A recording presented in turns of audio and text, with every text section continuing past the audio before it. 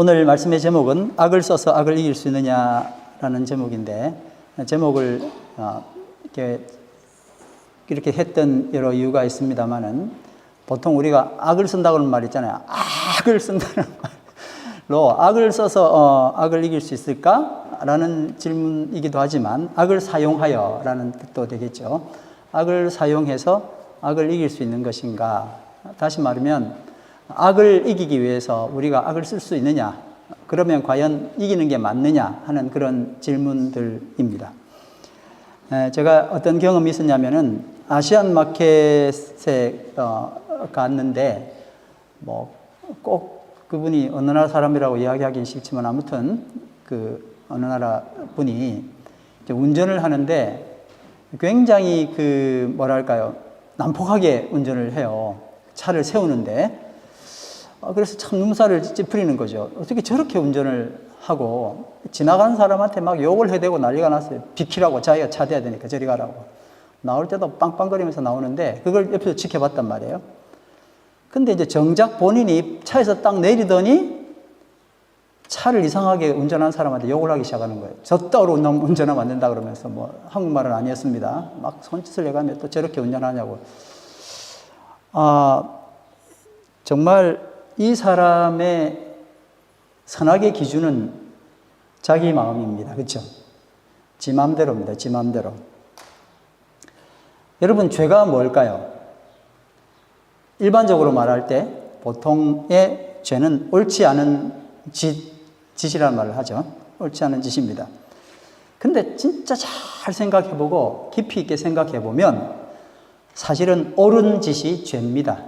옳은 행동이라기보다는 옳은 짓이죠. 사사시대의 시대상을 알려주는 말인 자기 소견에 옳은 대로 행하는 것, 이게 바로 죄입니다.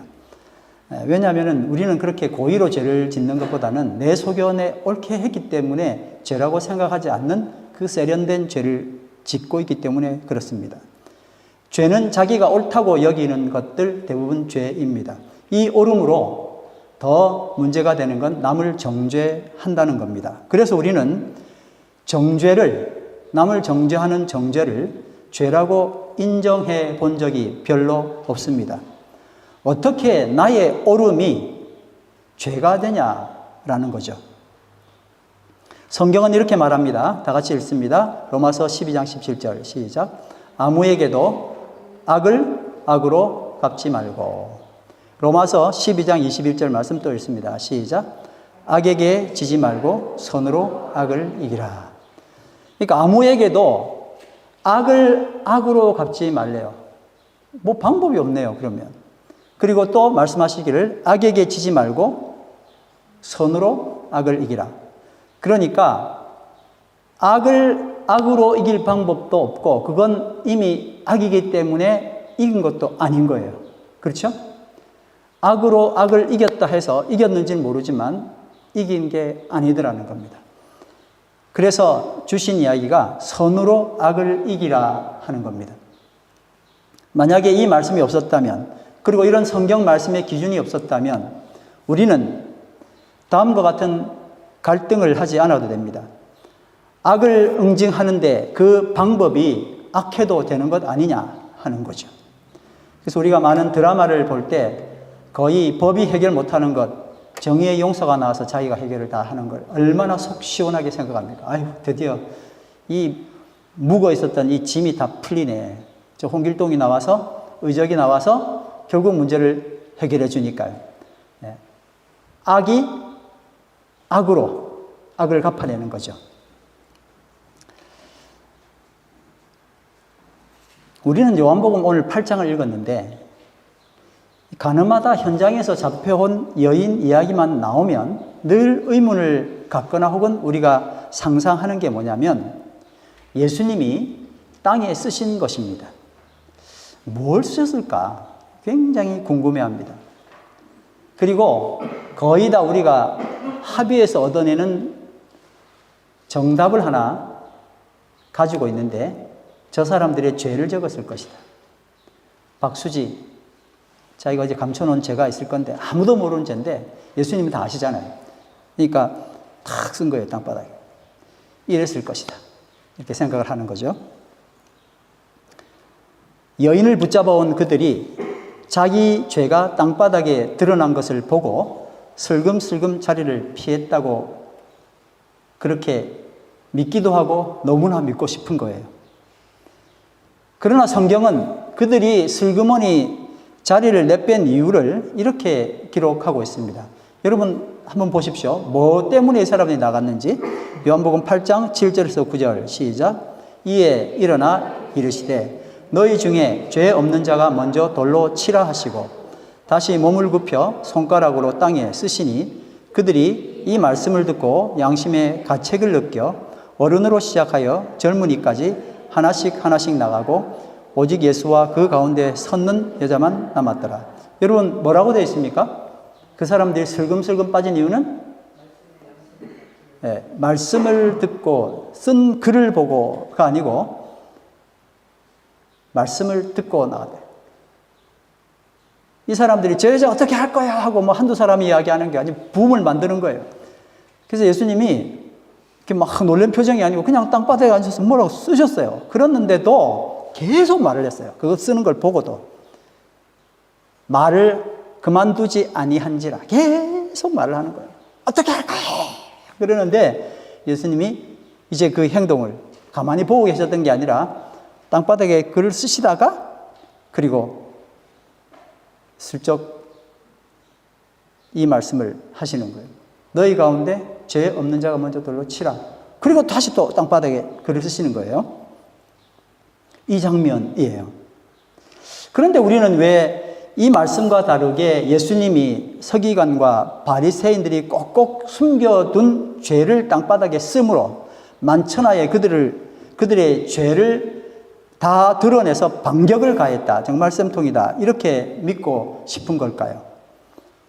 그것은 우리 삶에 이미 악을 악으로 처리하는 방법에 너무 익숙해져 있기 때문에 그렇습니다.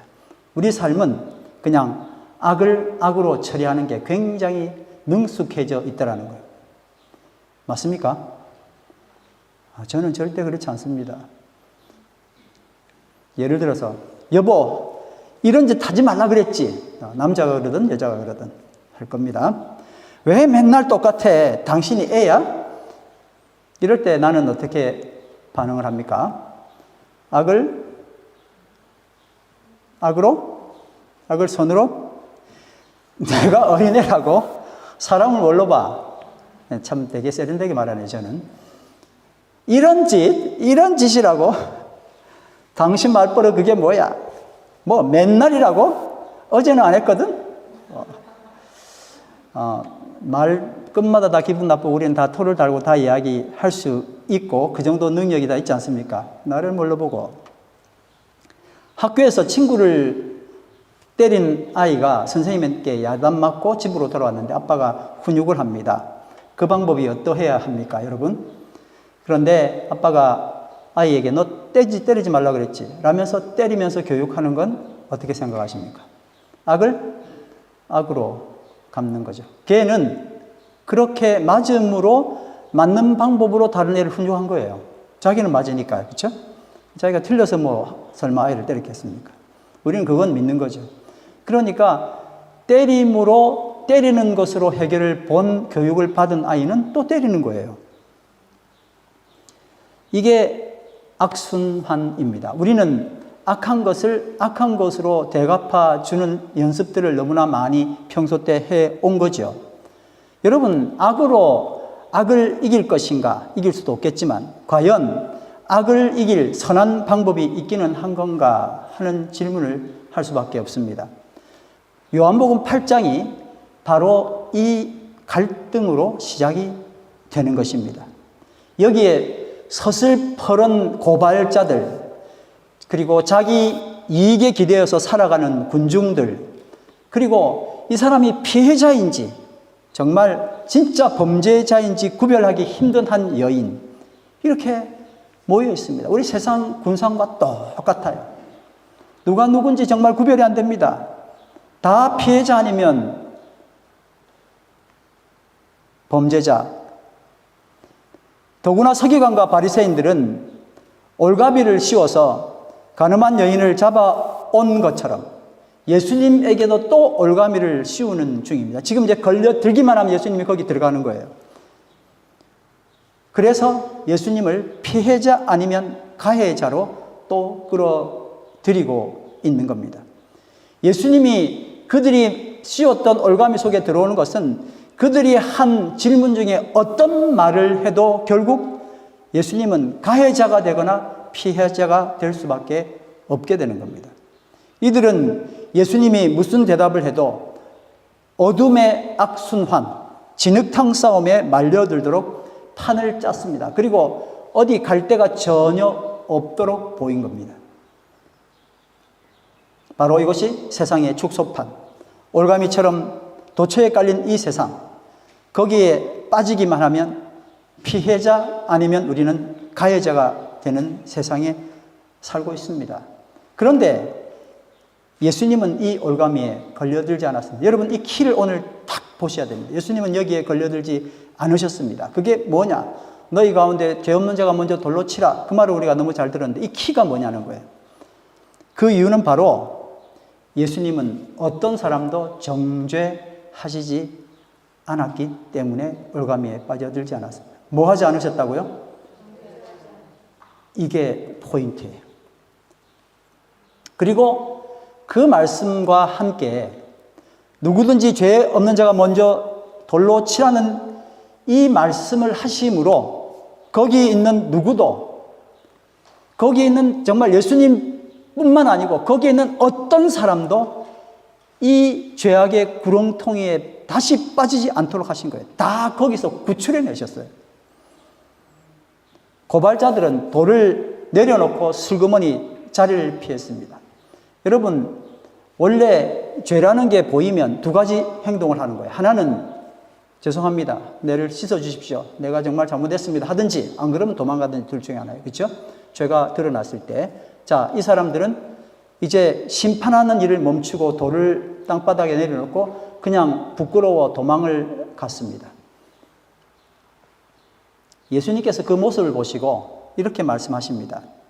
여자야, 너를 고발하던 그들이 어디 있느냐?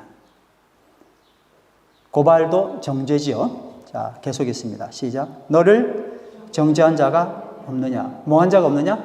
정죄한 자가 없느냐? 포인트가 정죄예요. 그렇죠? 계속합니다. 대답하되 주여 없나이다.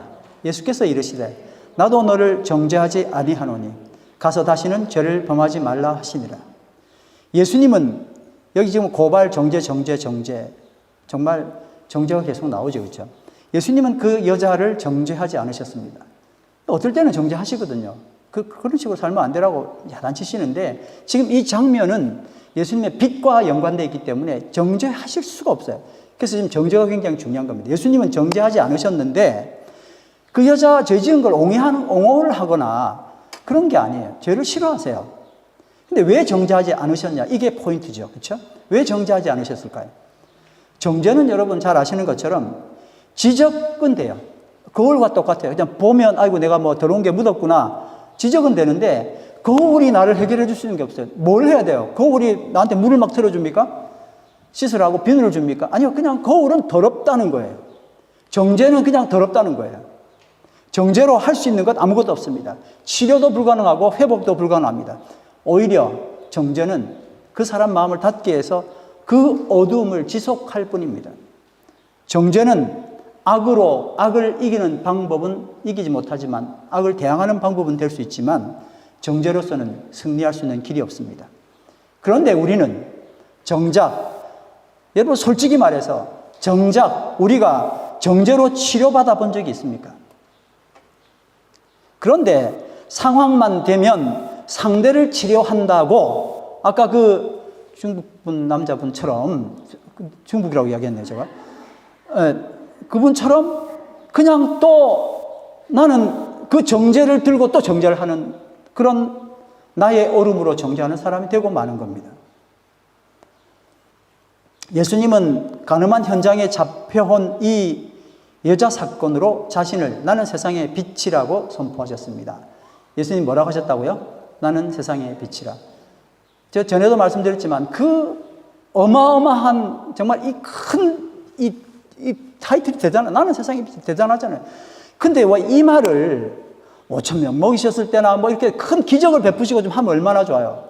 근데 뭐 정말 좀 이야기 담기 힘든 그런 이야기 끝에 왜 세상의 빛이라고 이야기하셨는지 이게 정말 중요한 거예요. 기적 후에 보통은 예수님이 다 예수님의 선언을 하셨단 말이에요. 근데 이때는 기적 같지도 않은 기적이잖아요. 근데 사실 여러분 이게 기적이었어요. 빛이신 예수님이 거기 섰기 때문에 그 사람들이 빛을 보고 도망갔으니까 이거는 우리가 알 수는 없지만은 엄청난 기적 아닙니까? 그 기적 앞에 너희들이 잘 몰랐지만 나는 세상의 빛이야 라고 선언하신 거예요. 요한복음 8장 7절에서 9절 한번 읽겠습니다. 시작. 이에 일어나 이르시되 너희 중에 죄 없는 자가 먼저 돌로 치라 하시고 다시 몸을 굽혀 손가락으로 땅에 쓰시니 그들이 이 말씀을 듣고 양심의 가책을 느껴 어른으로 시작하여 젊은이까지 하나씩 나가고 오직 예수와 그 가운데 섰는 여자만 남았더라. 이 사건이 이미, 이 모습이 이미 예수님의 빛이시라는 거예요. 말씀 안 하셨는데 이제 이미 빛이 비춰주심으로 역사가 일어난 거예요. 여러분, 저도 요즘 이렇게 한 일주일 동안 방을 치우는데요. 방 깨끗하던데요? 근데 빛이 오니까 정말 먼지가 하나 가득이더라고요. 그런 경험 해보셨을 거예요. 깨끗하게 치웠는데 그 구석에 먼지가 하나 가득 앉아있는데 아이고 내가 캄캄하니까 그거 모르고 그냥 깨끗한 줄 알고 있었는데 닦아내면 뭐 진짜 못해도 며칠에 한 번씩 치워야 되는데 한 달에 한 번씩 치우니까 그게 먼지가 얼마나 많이 쌓이겠어요. 한 달에 한 번은 제가 좋게 말한 거예요. 3달에 한 번 더 치우겠습니까? 근데 그 카펫 문화에 거기 먼지가 하나 가득 있는 걸 그냥 모르고 그냥 깨끗한 줄 알고 사는 거예요. 근데 뭐가 들어오면요? 빛이 들어오면 다 보여요. 정말 잘 보여요. 그러니까 적당히 어두운 데서 이렇게 설교하고 있으니까 이 정도죠. 다 보이면 힘들 거예요. 빛이 비춰지면 그냥 적나라하게 드러나는 거거든요. 다 벌거벗긴 것처럼 그냥 다 보이는 거예요. 예수님이 그냥 말씀 안 하셨는데 그냥 세상에 비치세요. 어두움에 권세 있는 사람들이 와서 거기 있었는데 예수님이 계시니까 막 모르고 떠들다가 빛 앞에서 자기 먼지를 다 본 거예요. 와, 이게 뭐야? 도망갈 수밖에. 주님은 이미 빛이시기 때문에 그들이 도망간 거예요. 그리고 이 이야기가 있고 난 다음에 주께서 나는 세상의 빛이라고 말씀을 하신 겁니다. 그러니까 우리가 쉽게 오해하는 것처럼 예수께서 따로 땅바닥에 그들의 죄를 낱낱이 쓰지 않으셔도 된다는 거예요. 여러분 이거 놀랍지 않습니까? 빛 앞에 오면 이런 일들이 일어나는 거예요. 너 똑바로 살아라고 우리가 말하지 않아도 아멘.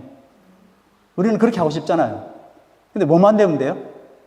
주님께서 나에게 주신 것처럼 내가 빛의 역할을 담당하면 그럼 그게 그렇게 되는 건데 그걸 모르고 계속 내 똑바로 안 살 거야 뭐 아까도 뭐 누가 그 이야기했는데 널 위해서 하는 소리야 이래 가면서 이야기하면 참 그거에 감동된 경우가 별로 없거든요. 근데도 뭐 아는 게 그것밖에 없으니까 또 한단 말이에요. 또 정죄를 해야죠.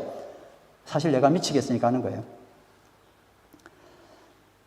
주님의 빛이 어두운 그들 가운데 비추게 되자 그동안 어둠 때문에 가려져서 드러나지 않았던 자신의 죄가 서서히 추악한 모습을 드러내기 시작하는 겁니다. 하나둘 자리를 뜨고 말았습니다. 마치 아담과 하와가 지식의 나무 열매를 먹고 난 다음에 눈이 밝아져서 어떻게 했습니까? 누가 말해주지도 않았는데 말해줬어요? 너 벗었어 라고 말하지 않았는데 그냥 아는 거예요. 빛 앞에서는 부끄러움을 아는 거예요. 그냥 나무 뒤로 숨었습니다. 그리고 옷을 헤입었다고 하루도 못 가는 무화과 나뭇잎으로 옷을 헤입었다고 기록되어 있습니다. 그리고 이 일 후에 예수께서 선언하십니다. 다 같이 있습니다. 시작. 나는 세상의 빛이니 나를 따르는 자는 어둠에 다니지 아니하고 생명의 빛을 얻으리라. 할렐루야. 한 번 따릅니다. 어둠에 다니지 아니하고 생명의 빛을 얻으리라. 아멘. 여러분 이렇게 하고 싶지 않아요? 우리가 뭘 했는데 그게 좀 밝았으면 좋겠어요. 근데 내가 하는 짓이 다시 어둠의 반복이에요. 얼마나 힘들어요. 될 줄 알았는데 여기 세수하면 돼. 이제 너 얼굴 깨끗해질 거야. 세수했어요. 딱 갔더니 그 물이 무슨 물이에요? 꾸정물이야. 구정물에 세수해놓고 뭐 깨끗하다고. 세수하는 행위는 그냥 깨끗해 보일지 몰라도 물은 더러운 물이란 말이에요. 거기 어둠에 내가 계속 놀아야 되냐고요. 주님께서 지금 역사하신 건 뭐냐면 나를 따르는 자는 어둠에 다니지 않겠다. 빛에 다닐 수밖에 없다라고 말씀해 주신 거예요. 그러니 얼마나 감사한 일입니까? 나는 세상의 빛이니 나를 따르는 자는 어둠에 다니지 아니하고 생명의 빛을 얻으리라. 할렐루야. 예수님이 이렇게 자기 자신을 세상의 빛이라고 선언하셨습니다. 만일 우리가 예수님을 따르면 죄를 반복하게 되는 어둠에 다니지 않고 생명의 빛을 얻게 된다고 말씀을 하신 겁니다. 그런데 우리는 종종 우리 가운데 있는 이 어두움을 걷어내기 위해서 힘을 기르는 거예요. 왜요? 어둠의 세상에서는 이것밖에 없잖아요. 답이라는 게 빛이 들어온다는 생각을 하는 게 아니라 어둠에서는 힘이 필요하구나. 그러니까 힘을 자꾸 생각하는 거예요. 힘을 길렀고 힘을 발휘했어요. 그래서 큰 소리 쳐보기도 하고 상대방보다 강하게 보이려고 거친 욕도 서슴없이 하면서 내가 어떤 사람인 줄 알아? 라고 하면서 어둠을 쫓아내려고 애를 쓴 거예요. 여러분, 어둠은 절대 내가 소리친다고 쫓아내지지 않습니다. 당연히 그래서 성공할 수도 없습니다. 여러분, 어둠을 물리칠 수 있는 유일한 길은 뭡니까? 빛입니다. 이 사실을 모르면 어리석게도 더 강하지 못해서 진 줄 알고 강함을 연습하고 강함을 얻기 위해 노력을 합니다. 어둠의 강함은 아무런 의미가 없어요. 그러나 우리가 정녕 노력해야 하는 것은 어두움의 힘을 키우는 것이 아니라 빛을 발하는 힘을 기울이는 것에 있습니다. 그래서 이사야 60장 2절 말씀에 이렇게 정말 멋진 말씀이죠. 이렇게 말씀합니다. 다 같이 읽습니다. 시작. 일어나 빛을 발하라. 이는 내 빛이 이를 얻고 여호와의 영광이 내 위에 임하였습니다. 할렐루야. 빛을 비출 수 있다는 거예요. 조금 이따 이 말씀 좀 더 나누겠습니다. 그렇다면 과연 빛은 무엇일까? 이제 과학자들이 여러분 생각해 보시는지 모르겠는데 이 세상을 창조하실 때 하나님은 맨 먼저 태양을 만드셨습니까? 태양을 만들어야 그 다음에 식물이 나잖아요. 태양신을 섬겼던 모세는 이집트가 태양신의 나라잖아요.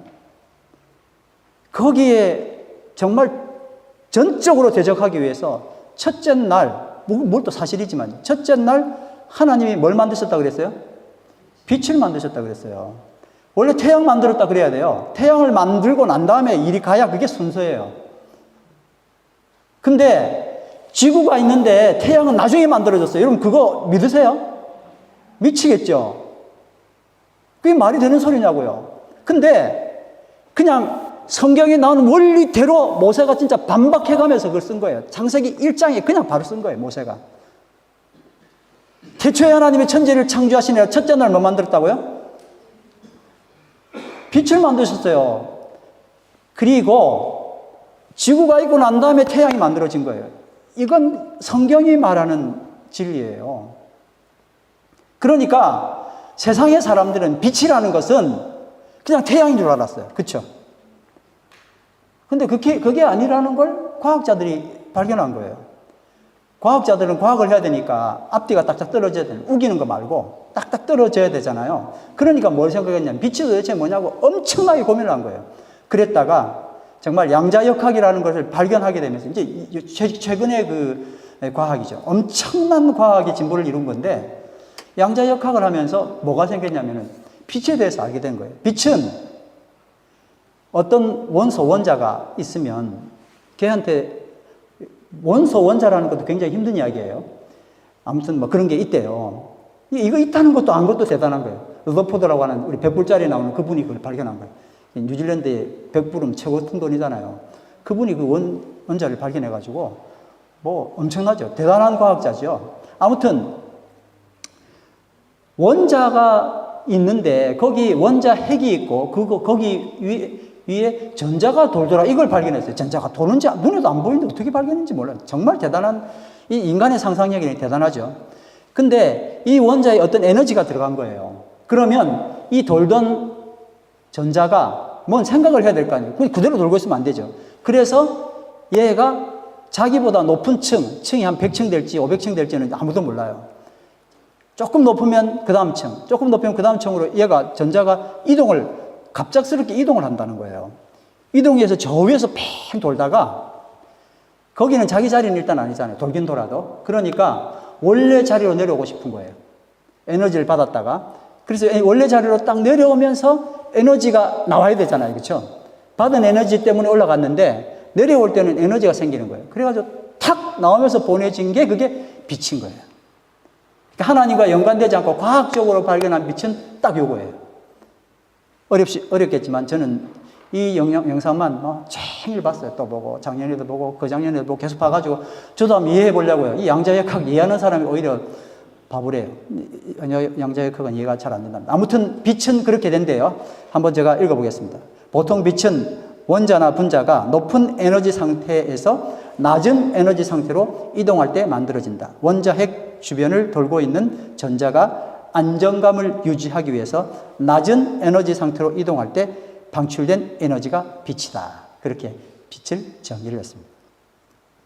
수소 원자 이야기, 수소는 이제 전자가 하나밖에 없대요. 화학 시간에 배우신 분들 생각날 하나밖에 없는데 얘가 다른 층으로 갔다가 떨어지면 그때 빛이 방출되는 걸 본 거예요. 참, 진짜 대단하더라고요. 무슨 다른 나라 이야기 하는 게 아니고 그냥 과학 이야기예요.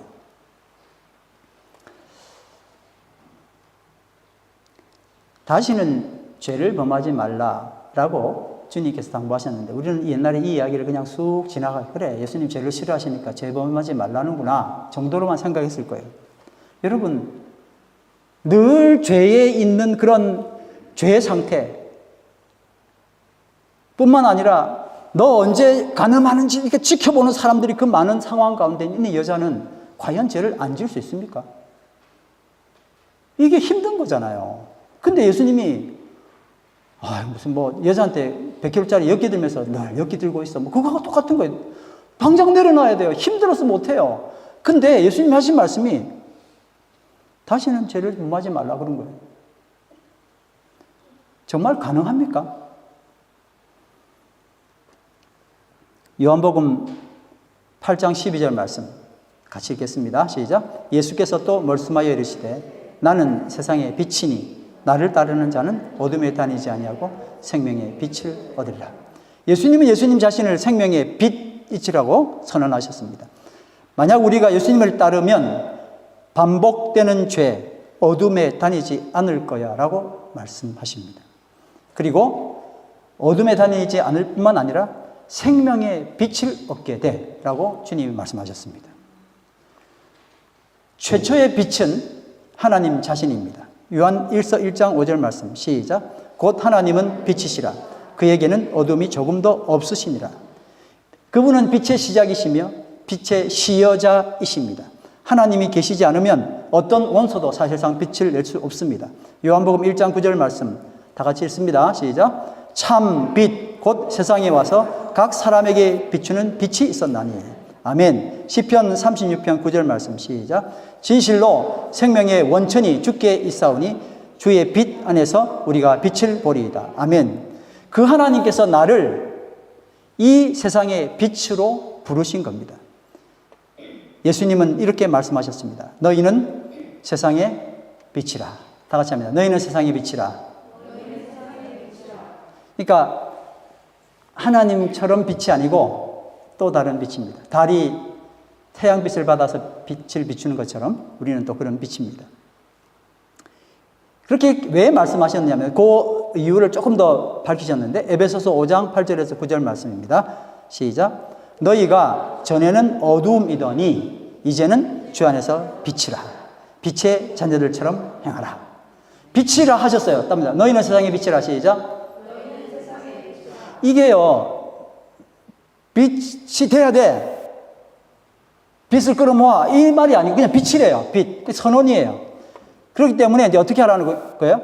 빛의 자녀 같이 행해야 돼. 그렇게 말씀하신 거예요. 우리가 빛의 자녀로 빛을 발할 수 있는 이유는 빛이신 하나님이 우리에게 오셨기 때문입니다. 이사야 60장 2절 좀 전에 읽었던 말씀인데 같이 천천히 읽어보겠습니다. 시작. 일어나 빛을 발하라. 이는 내 빛이 이르렀고 여호와의 영광이 내 위에 임하였습니다. 아멘. 빛을 발하는 이유가 여호와의 영광이 내게 임했기 때문에 그래요. 여호와의 영광이 내게 있으니 내가 빛을 발할 수 있는 거예요. 우리의 사명은 빛을 비추는 거예요. 에베소서 5장 9절 10절 말씀 시작. 빛의 열매는 모든 착함과 의로움과 진실함에 있느니라. 주께 기쁘시게 할 것이 무엇인가 시험하여 보라. 여러분, 어떻게 하는 게 빛을 비추는 겁니까? 어떻게 하면 참 빛을 발할 수 있습니까? 좀 전에 이야기했던 창조 원리에서 한번 생각해 보겠습니다. 과학은 이렇게 이야기했죠. 빛은 원자나 분자가 높은 상태, 들뜬 상태에서 어디로 내려온다고요? 낮은 상태로 이동할 때 만들어진다 그랬잖아요. 자, 그러니까 영적인 원리도 똑같아요. 높아질 때는 어떻게 한다고요? 빛을 발하지 못합니다. 언제 빛을 발해요? 떨어질 때, 낮아질 때. 진짜 멋있잖아요, 여러분? 하나님께서 여기 내려오셨을 때는 우리가 상상할 수 없어요. 하나님의 존재라는 분의 그 차원의 존재가 상상할 수 없는데 그분이 여기 내려왔을 때는 내려오니까 전자가 자기 위치에서 조금만 내려와도 이렇게 빛을 발하는데 하나님께서 여기 내려오셨으면 빛을 얼마나 발휘하실까? 이건 상상을 못하는 빛이에요. 그 빛이 여기 와서 우리가 사는 거예요. 그 빛이 우리에게 비춰졌어요. 그런데 우리도 똑같이 빛을 하나님으로부터 에너지를 받아서 빛을 비출 수 있는데 뭐 할 때 가능하다고요? 착한 행실이에요. 그게 뭡니까? 낮아지는 거잖아요. 우리가 잘 아는 것처럼 나를 높이고 내 자존심 유지하고 좀 더 크게 보이려고 노력하고 그렇게 하면 주변은 결코 빛나지 못합니다. 맞죠? 어둠을 지속할 수밖에 없습니다. 어둠의 상태가 바로 죄의 상태 아닙니까? 내가 왕년에 또는 이번만에 내가 양보 못해 어떻게 나에게 이럴 수 있어라고 나가 계속 나오면 그 말이 나옴과 동시에 주변의 얼굴이 어두워지는 거 다 보셨죠? 그래서 어두워지는 거예요. 나 이러면 하다가 다 캄캄하게 만듭니다. 근데 언제 그분들에게 빛이 나던가요? 네, 겸손하게 아유 제 잘못이에요. 죄송합니다. 전 잘 몰라요. 우리 교회에서 이런 말씀 잘 하시는 분 한 분 계세요. 잘못하지도 않는데 늘 제 잘못이에요. 이렇게 말하면 주변 사람들이 행복해요. 저 사람이 지 잘못을 고백하는구나. 그래서 행복한 게 아니고 그 말에 빛이 있기 때문에 행복한 거예요. 아멘. 여러분, 빛은 이렇게 빛나는 거예요. 빛은 내가 올라가려고 할 때는 안 돼요. 근데 참 마음 아프게도 제가 그 생각을 아침에 또 해봤는데요. 교회를 이렇게 하고 있으면서 전부 다 예수님은 빛을 내라 너는 빛의 자녀라고 이야기하시는데 전부 다 무슨 생각을 하냐면 빛 안 낼 생각을 하는 거예요. 내가 언제 저기로 올라가지? 내가 뭐가 되지? 나는 세상에서 뭐가 되지? 다 그 생각만 하고 있으니까 교회 와서 뭘 받는 거예요? 자기가 좀 더 빛날 수 있는 생각을 하는 거예요. 근데 전혀 빛나지 않아요. 원리가 그거예요, 그냥. 그렇잖아요? 내 자존심 내려놓고 내가 올린 위상 내리면 마침내 빛을 발하게 됩니다. 정말 놀라운 창조의 원리입니다. 빛은 내려올 때 낮은 곳으로 갈 때만 발하게 됩니다. 주변 사람들은 사랑으로 섬기는 그 자리에 내려오게 되면서 그 빛을 보게 됩니다. 바로 착한 행실이죠. 어떤 행위든 빛을 발하지 못하면 그것이 세상에서 크게 칭송받을 일이라고 할지라도 착한 행실이 아닙니다. 여러분, 하나님은 정확하게 하세요. 내가 그 내려감, 겸손을 코스프레 하는 건지, 겸손해 보여서 잘 보이고 그래서 세상이 높아지려고 하는 건지, 그 자체가 겸손한 건지 하나님 다 하세요. 그러니까 빛이 나거나 안 나거나는 그냥 원리에 의해서 나는 거예요. 내가 쇼한다고 빛이 나는 게 아니에요. 맞죠? 그렇기 때문에 어떻게 해야 되냐면 진심으로 해야 돼요. 진심으로. 자기가 좋아하는 것 하지 않고 자기가 싫어하는 것 하지 않는 것, 이게 착함 기준이 아닙니다. 착함의 기준, 선함의 기준, 빛의 기준은 내 좋아하는 것, 내 싫어하는 것의 기준이 아니에요. 자기 소견 옳은 대로 하는 것이 선이 아니라 죄인 겁니다. 요한일서 1장 7절 말씀 다 같이 했습니다. 그가 빛 가운데 계신 것 같이 우리도 빛 가운데 행하면 우리가 서로 사귐이 있고 그 아들 예수의 피로 우리를 모든 죄에서 깨끗하게 하실 것입니다. 우리가 지금 뭐 한두 달 계속 십자가 이야기만 하는데 왜 십자가가 이렇게 중요하냐면 그 십자가가 빛을 발하기 때문에 그런 거예요, 여러분. 아무런 힘도 없이 보이는 그 십자가가 사실은 힘 중에 힘이에요. 다 해결할 수 있는 거예요. 빛이 없으면 세상은 죽습니다. 근데 그 십자가의 빛 때문에 우리가 살아난 거잖아요. 그러니 십자가를 이야기 안 할 수가 없죠. 근데 그 십자가의 근본은 우리에게도 십자가를 달아라. 십자가 흉내 낼 수 있지만 뭡니까? 그게 나를 낮추는 거예요. 예수님은 빛 가운데 계십니다. 빛의 코어입니다. 그리고 나는 예수님께서 주시는 빛을 밟고 섬김의 자리, 낮은 곳으로 내려감으로 빛 가운데 행할 수 있습니다. 여러분, 말은 이렇게 참 단순한데 이제 우리의 삶에서 이게 적용돼야 됩니다. 내가 어둠에 다니지 않고 빛에 다니기 위해서, 그리고 이 어둠을 더 이상 반복하지 않기 위해서 내가 해야 될 일은 어둠을 만드는 것이 아니라 빛의 사람이 되는 겁니다. 근데 그 길은 내가 지금까지 생각했던 것과 너무나 다르게 내가 겸손해지는 겁니다. 겸손한데 겸손을 따라하는 것 말고 진짜 겸손하게, 나는 너희 가운데 죄 없는 자가 먼저 돌로 치라는 말씀을 딱 듣고 나는 정죄할 수 있는 누구도 없구나, 나는 1만 달란트 빚진 자구나 라는 생각만 하면 누구를 어떻게 정죄하겠습니까, 여러분? 세상이 어둡습니까? 내 주변이 여전히 분간 못할 어둠에 놓여 있습니까? 도저히 방법이 없는 것입니까? 결코 아닙니다. 이제 예수께서 주시는 참 빛이 내 속에서 역사하게 되었습니다. 그러니까 내 의도, 내 생각, 내 도덕, 내 윤리, 내 길을 모두 지금 버려야 합니다. 하나님의 의도는 무엇일까? 하나님의 생각에 집중하면 갑자기 답이 보이기 시작합니다. 지난주 2월 1일이네요. 오늘의 양식 우리가 가정예배 드리면서 이 말씀을 읽었습니다. 어떤 유명한 선수가 자기 스포츠 다 끝나고 선수들끼리 야호 해야 되는데 그거 안 하고 관중들이 어지러 놓은 쓰레기도 치우고 이렇게 하는 걸 어떤 사람이 SNS에 찍어서 올린 거예요. 야, 이 사람은 선수인데도 굉장히 겸손하구나. 이제 그런 이야기를 거기서 잠깐 써놨었습니다. 그런데 이제 그 이야기 중에 제가 감동받은 걸 여기다 좀 썼습니다.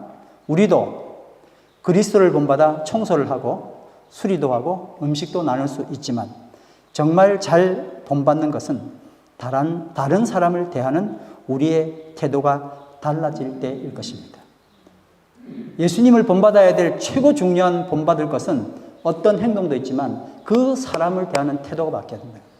저 사람 나보다 별로지만 내가 섬겨야지. 이게 아니고 별로지만이 아니에요. 예수님이 나에게 오신 건 사랑해서 오셨어요. 별로지만으로 오신 게 아니라 정말 끔찍하게 사랑하셔서 온 거예요. 끔찍한 건 아니고 끔찍하셔서 오신 거예요.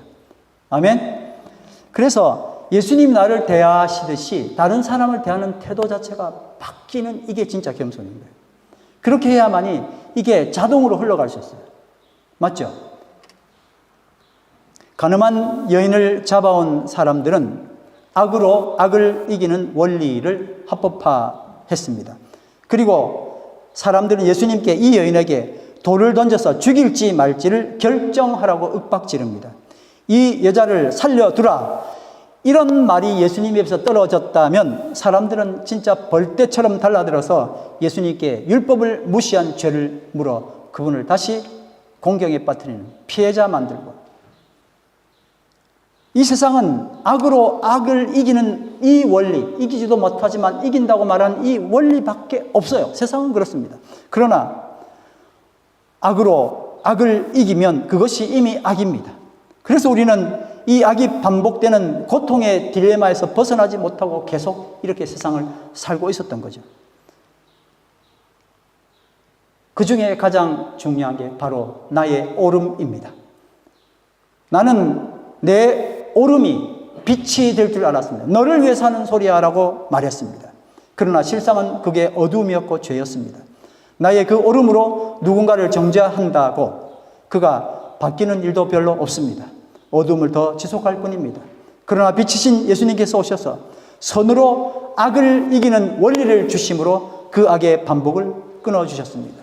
정죄, 내 생각대로 만들어 놓은 나의 오름으로 정죄하지 않는 것, 그걸 여러분 일단은 죽여놓으면 그 다음 뭐가 보이기 시작하냐면 이해가 보이기 시작하는 거예요. 저분이 나보다 더 나을 것이다. 주님이 사랑하는 사람이라는 사실을 알게 됐을 때 우리는 새로운 길을 발견할 수 있습니다.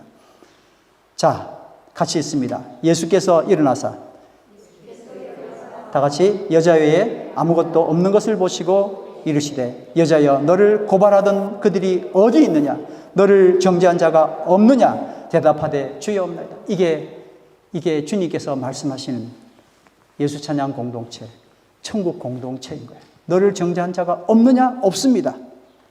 예수께서 이르시되 다 같이 예수께서 이르시되 나도 너를 정죄하지 아니하노니. 야, 예수님도 정죄 안 했는데 뭐 우리가 뭐 잘났다고 그렇게 정죄하고 살았나? 악으로 악을 이기는 것이 아니라 선으로 악을 이기려면 빛이신 주님 앞에 나와야 합니다. 할렐루야. 그러면 아무런 교만도 없이 아무런 이기심도 없이 단지 그분의 빛 때문에 나도 빛을 비칠 수 있습니다. 할렐루야. 자, 금주의 암송 말씀 다 같이 읽습니다. 요한복음 8장 11절 시작. 대답하되 주여 없나이다. 예수께서 이르시되 나도 너를 정죄하지 아니하노니 가서 다시는 죄를 범하지 말라 하시니라. 아멘. 다 같이 일어나셔서 찬양합니다. 온 세상이 캄캄하여서 참 빛이 없었더니 그 빛나는 영광 나타나 온 세상 빛이었네. 아, 너무 좋은 찬양입니다.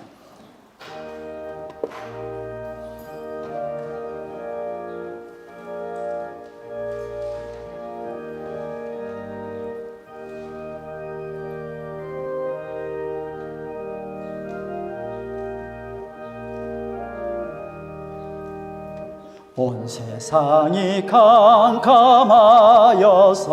참 빛이 없었더니 그 빛나는 영광 나타나 온 세상 빛이었네.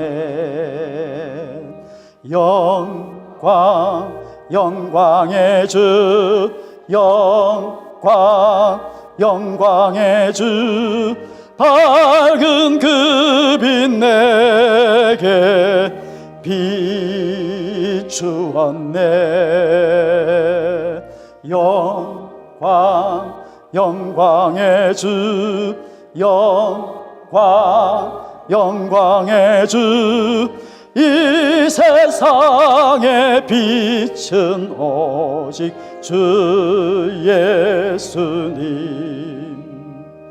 주 말씀을 믿는 사람은 그 마음이 시원하고 주 명령을 준행하는 자 그 길이 환하겠네. 영광의 주,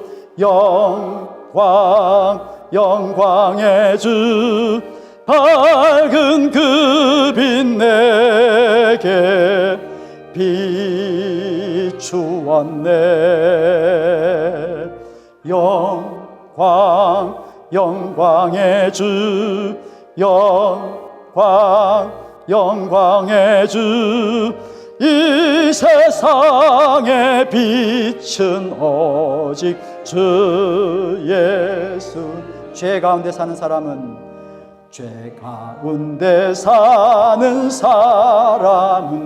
그 눈이 어두워도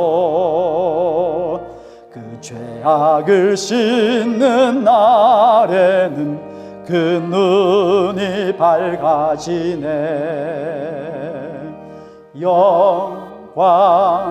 영광의 주, 영광의 주, 밝은 그 빛 내게 비추었네.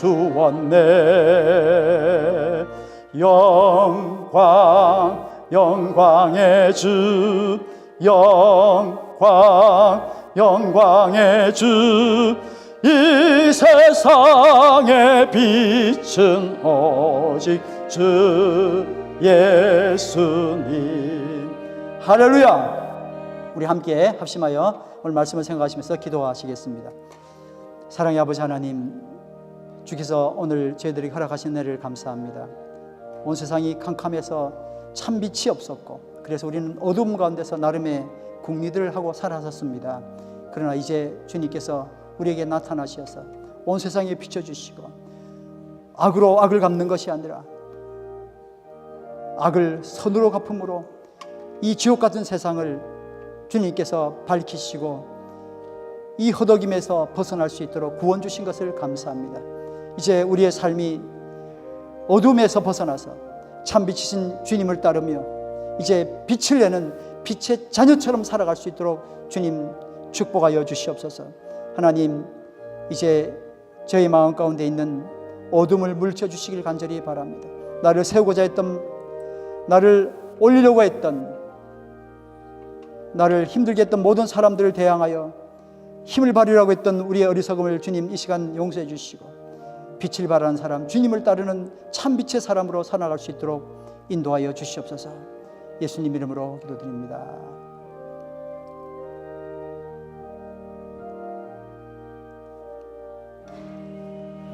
하나님 감사합니다. 저에게 빛으로 오셔서 어둠에 더 이상 살지 않도록 인도하여 주심을 감사합니다. 이제 어둠을 계획하는 것이 아니라 빛을 계획하게 하여 주시옵소서. 나보다 남을 더 낮게 여기고 우리의 사람을 대하는 태도 자체가 바뀔 수 있도록 하나님 인도해 주십시오. 그래서 새로운 길, 밝은 길, 하늘과는 너무나도 명쾌하고 고귀한 그 길을 걸어갈 수 있도록 축복하여 주시옵소서. 예수님 이름으로 기도드립니다. 아멘.